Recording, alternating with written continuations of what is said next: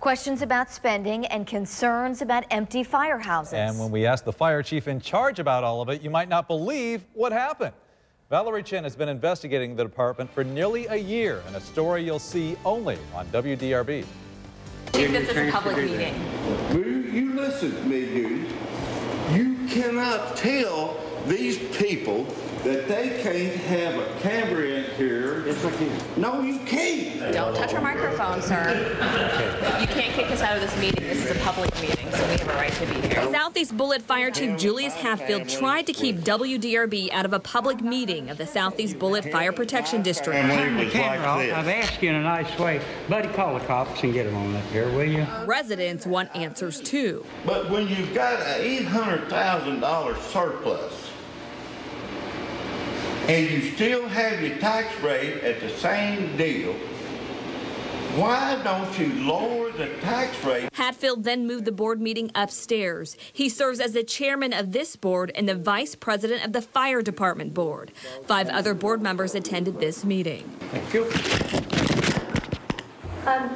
Chief, you can't throw our microphone. Drop that thing. No, you didn't drop it. You threw it. I'm putting another one down, and it better not be thrown. Here is how it works. The Southeast Bullitt Fire Protection District collects the taxes, about $1 million a year, and gives that money to the nonprofit Southeast Bullitt Fire Department for service. The Fire Protection District meetings are quick. This one lasted only 10 minutes. Why are there so many firehouses that are empty? Do you understand English, darling? Do you understand English? I just told you I don't have anything to say to you. I understand English. Okay, I don't thank you. appreciate Good evening. how you're speaking to me. We contract the fire department to do our district work for us, all right? As long as they're providing service for us, we have no say what he does with his money. The Kentucky State Auditor's Office recently opened what it calls an examination of the Fire Protection District. In 2013, Auditor Adam Edelin said the department needs to make monthly reports to the district as to how the money is being spent. There's nothing to find. When you do everything right, you have nothing to worry about. Getting this building back in the hands of the taxpayers, finding a way to make sure the taxpayers get a good shake. That's what I was put on this board for. That's what these other board members were put on here for. But I don't really feel that their heart is in doing that. When we asked for IRS tax returns that the nonprofit is legally required to file for 2012 and 2013, they claim not to have them. They said the nonprofit is being audited. Tax returns we were able to obtain showed that the department has been accumulating surpluses. In 2011, its net assets swelled to $4.6 million.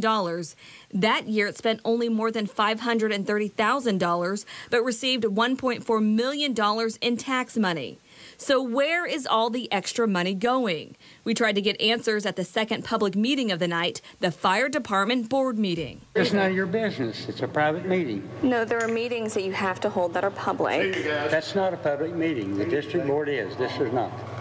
So everything that goes on with taxpayer money is all private meetings? Not taxpayers' money, time it gets to us. Christmas bonuses are given every year to paid firefighters. Records show last year, Hatfield's wife Joanne received a year-end lump sum payment of $14,000 for volunteering her secretarial and bookkeeping services. For the 3 command people that do not get run money all year long, we give them a $200 or $300 bonus at Christmas. That is very true. Will the same thing happen this year? I hope so, because I could use the money. And how much will go to your wife this year? I don't have any idea. It hadn't been decided yet.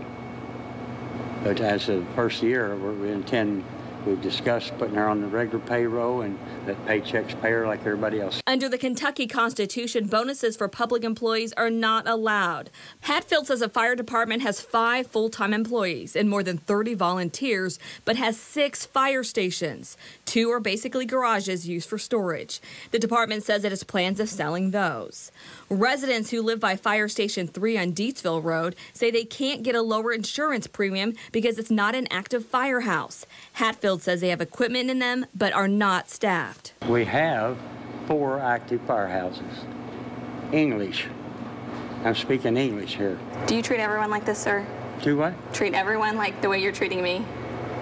I'm not treating you in any way other than the way that anybody else would. Mutual aid is another issue. Shepherdsville Fire Chief Lane Troutman says his department, with 15 full-time firefighters and 2 fire stations, can easily help Southeast Bullitt Fire and vice versa. But Hatfield says he will not assist. Between you and me, we've lost $750,000 to Shepherdsville through our annexation. We can't afford to lose much more, or we're going to be out of business. Instead, Troutman says Southeast Bullitt uses Mount Washington and Zoneton fire departments for mutual aid. Well, Mount Washington's probably, from their main station in town, is probably 12 to 13 miles away from where they would have to respond to. And Zoneton's probably another 5 to 6 miles further than us. Even if something is very serious and they need your help and you're the closest department? No, ma'am. Can I make it any more clear? I asked you once tonight if you understand English. I'm speaking English.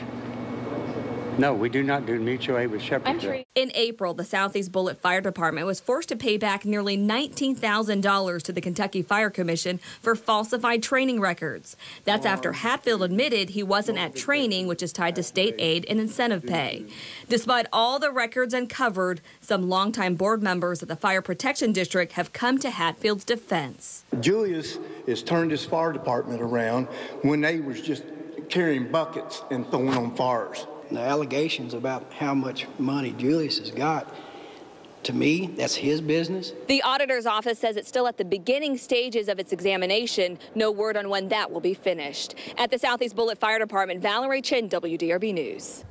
When WDRB raised questions about mismanagement within a local fire department, it brought new information that raises questions about racism. And a story you'll see only on WDRB News tonight, Valerie Chinn uncovers some shocking new video of the Southeast Bullitt Fire Chief. Well, I got a family of 4 from Cincinnati I got to do something with. This is the comment that has Southeast Bullitt Fire Department Chief Julius Hatfield feeling the heat this time. Video from a Bullitt County Sheriff deputy's body camera shows Hatfield's department responding to a car accident on I-65 south of the Claremont exit in September. Hatfield, seen here in a yellow shirt, is offering to help Lauren Dickin, whose pickup truck was involved in a crash. You got a jack, ain't you? If you'll show me where some things is at, I'll get my guys to start changing his tire for you. That's all right. Be a bill. Dickin was taken to the hospital and released. Then the sheriff's department says firefighters picked him up and took him to the firehouse where his car was waiting for him. But it's a very different story for the other driver. Changi Mwangi, his wife and 2 children were in the other car, which was damaged in the crash. You don't have AAA? No AAA? Okay. Who's driving? Okay. I need your driver's license, proof of insurance, and the registration on the car. I have, this is my proof of insurance. Okay. Mwangi, who is black, didn't get the same treatment from the Southeast Bullitt Fire Department. The Sheriff's Department confirms this is Hatfield talking to the deputy. Well, I got a family of 4 from Cincinnati I got to do something with. Mwangi says he noticed Southeast Bullitt Fire helped Dickin, but not Mwangi and his family. But he didn't think anything of it because his family wasn't injured and he didn't need assistance. He says he mostly dealt with the Bullitt County Sheriff's Department, which was helpful. It's another startling remark from the chief, who had a surprising reaction when WDRB asked questions about financial mismanagement and empty firehouses within the Southeast Bullitt Fire Department. Why are there so many firehouses that are empty? Do you understand English, darling? Do you understand English? Well, it was like this. I've asked you in a nice way. Buddy, call the cops and get them on up here, will you? I asked you once tonight if you understand English. I'm speaking English. The Kentucky State Auditor's Office is looking into the Fire Protection District's finances and expects to have a decision soon. I spoke to Hatfield on the phone about his language at the I-65 crash. He didn't want to go on camera, but said he doesn't remember the incident, and sometimes there is a slip of the tongue. He also apologized for the way he treated me last week. Valerie Chinn, WDRB News. The fire chief, embroiled in accusations of racism and troubled finances, is really feeling the heat now. Only on WDRB News tonight, Valerie Chinn reveals he's now under investigation and could soon be out of a job. Valerie. The Bullitt County Sheriff's Department here has been investigating the Southeast Bullitt Fire Department for the past 6 months.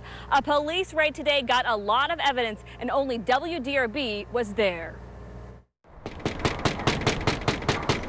The Bullitt County Sheriff's Department launched simultaneous searches Tuesday afternoon on Southeast Bullitt Fire Department Chief Julius Hatfield's home and his firehouse. The Sheriff's Department says it is investigating Hatfield for insurance fraud and abuse of power. Based on our investigation, we believe that we have enough to not only prove an indictment, but also prove a case on official misconduct, insurance fraud, abuse of public trust, intimidating a witness in the legal process, and bribing a witness. There are 4 Sheriff's Department cars here at the main firehouse. Investigators have a search warrant and they're inside looking for evidence.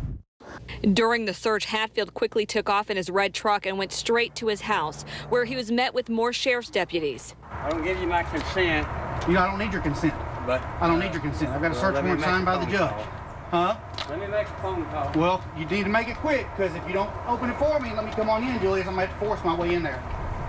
He called his attorney, and then investigators went through his house. On his property, there is a lot of expensive farm equipment, an RV, boat, golf cart, and several cars. The Sheriff's Department started hauling away boxes and bags of documents, along with laptops and hard drives.